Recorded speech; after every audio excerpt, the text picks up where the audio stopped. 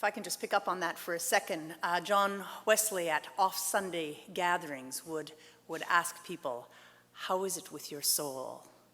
And I was actually thinking about that this past week, and so that was very lovely. Thank you for that. It's hard to follow, but I will try. So here we are in summertime, when I don't know about you, but I feel that things are always better with my soul, with the warmth, the things that are growing and coming back. We have in our tradition here in the United Church the habit of calling this season Pentecost. And the Sunday of Pentecost is considered the birth of the church. Now, in some churches, they call this season ordinary time, not ordinary as in same old, but ordinary as in counting, ordinal time. But I love that in the United Church, we've decided to call this season Pentecost. I feel that just like summer is a great time for us to be able to regroup, this is a good time to think about who we are as people, as a church. A number of years ago, I converted to the United Church, and from time to time, I spend a bit of time assessing how well I am integrating being a Protestant into who I am. Once in a while, I try to find some of the more older, more traditional writings, more traditional hymns, to be able to look at the seeds of where we come from as a church. And that's part of the reason that I was dwelling a little bit on John Wesley earlier this week. Today, the prayers of the people that I'm going to be saying, it was actually written by Sir Francis Drake, who was a sailor in the Elizabethan era, so in the 1500s. And he's one of the explorers who came to this part of the world, possibly not doing the people who were already here any favors.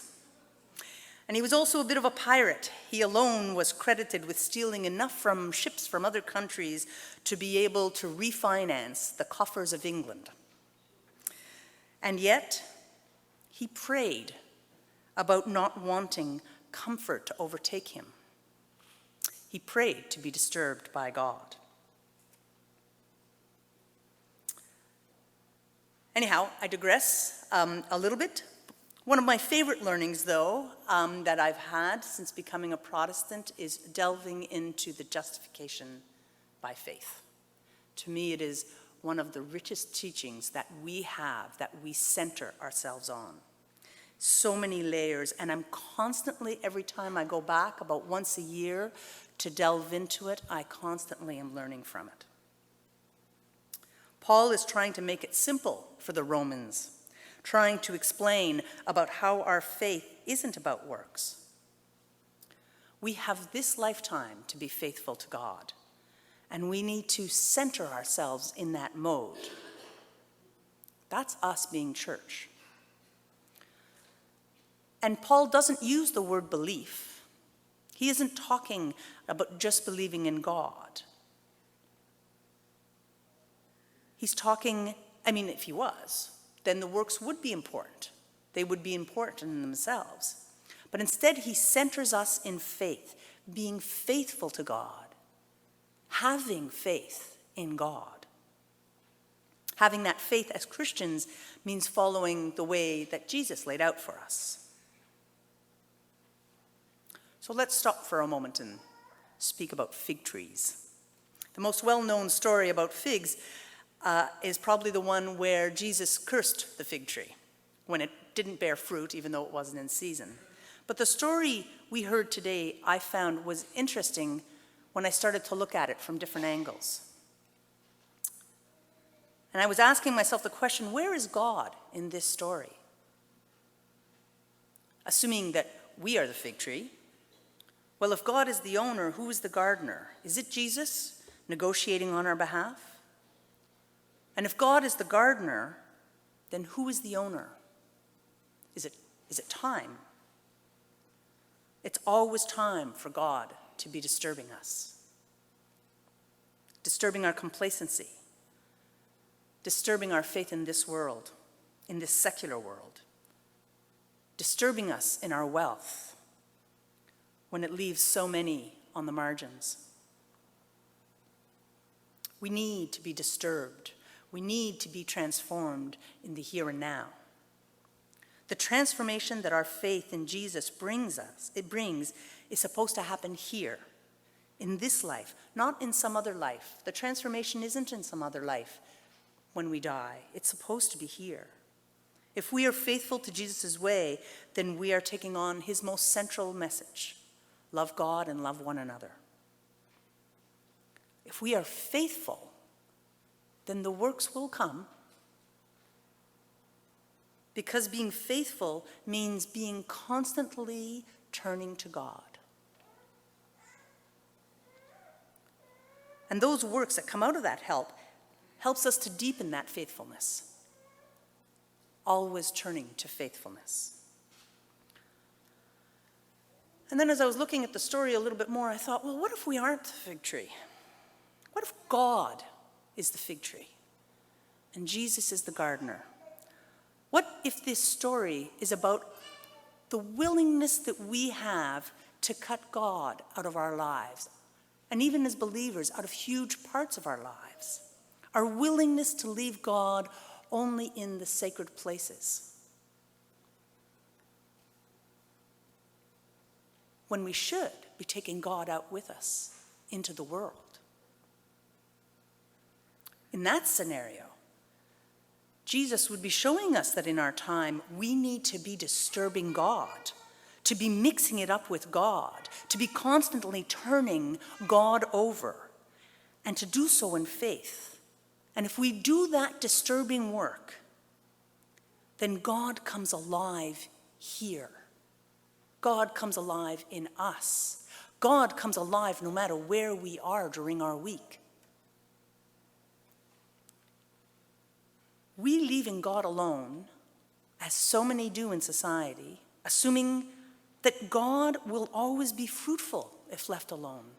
Well, that doesn't work. God can't be fruitful without us.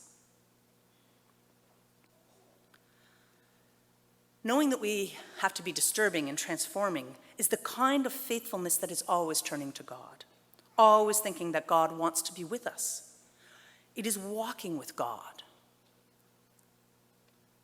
Now, I'm not convinced that walking with God, having a faithfulness to God, necessarily means believing in God. There are people who will question all of the time, and that doesn't mean that they don't walk with God, and that they aren't faithful to what God wants us to be, to become everything that God wants us to be.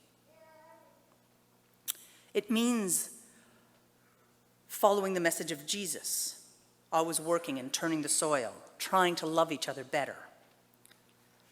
I personally have found that a belief in God helps me have faith. It helps me be better as I'm trying to turn that soil. I have a number of heroes.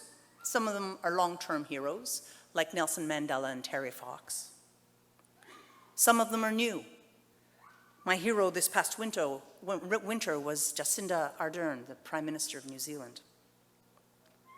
I think that she is a hero to her people, and she's a hero to all of us. Ms. Ardern, with her immediate response to the shootings and to her more long-term actions, showed us what leadership looks like, showed us what loving leadership looks like. I think that in those weeks of crisis and since then, Jacinda Ardern has been walking with God. And then there are other heroes too, whose names I don't know, but who also serve society in countless ways and remain nameless. And whether they believe in God or not, they are walking with God. They are the people who save lives, who educate the young, who fight for human rights, who preserve nature and the environment, who invent cures for illnesses, who do something about poverty.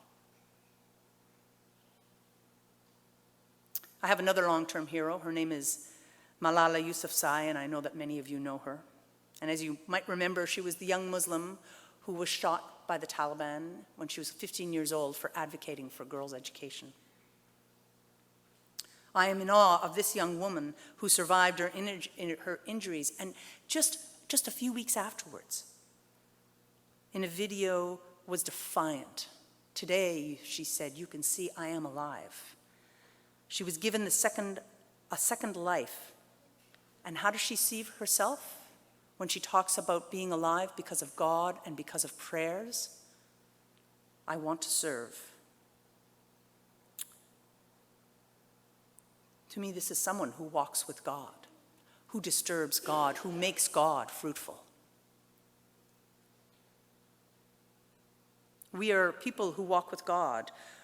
We are people who are disturbed by God and what having God in our lives mean.